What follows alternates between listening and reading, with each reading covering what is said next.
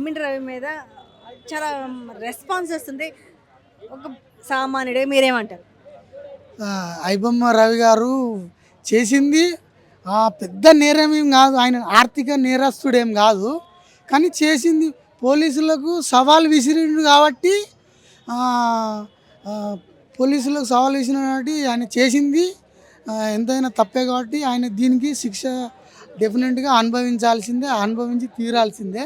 ఇంకొకటి cinema industry వాళ్ళు ఎందుకంటే మా పేదవాళ్ళకి మధ్యతరగతి వాళ్ళకు మేము సినిమాలు మేము ఒక 5-6 సంవత్సరాలు అవుతుంది మేము మూవీస్ చూడక.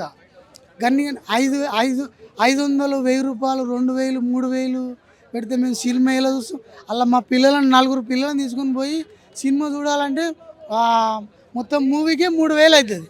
మేము డైలీ లేబర్ అండి, 1000 రూపాయలు కూలి. మేము అన్ని పెట్టుకొని మేము మూవీస్ ఏడ చూడగలుగుతాం? ఐబొమ్మ రాదులేండి, అంత పెద్దల చేతిలో చిక్కినాక ఏడొస్తాడు. అయితే దీని మీద డెఫినెట్గా సినిమా ఇండస్ట్రీ వాళ్ళు మా పేద మధ్యతరగతి వాళ్ళకు సినిమాను అందుబాటులోకి మాకు తేండి. దీనికి దీని ద్వారా మీరు ఐబొమ్మల సినిమా చూసారా ఎప్పుడన్నా? నేను చూడలేదండి. ఐబొమ్మ ఈయన అరెస్ట్ అయ్యేదాకా సోషల్ మీడియాలో ఐబొమ్మ రవి మీద రవికి సపోర్ట్ గా మెసేజ్లు పెడుతున్నారు. ఎందుకంటారు? చేసి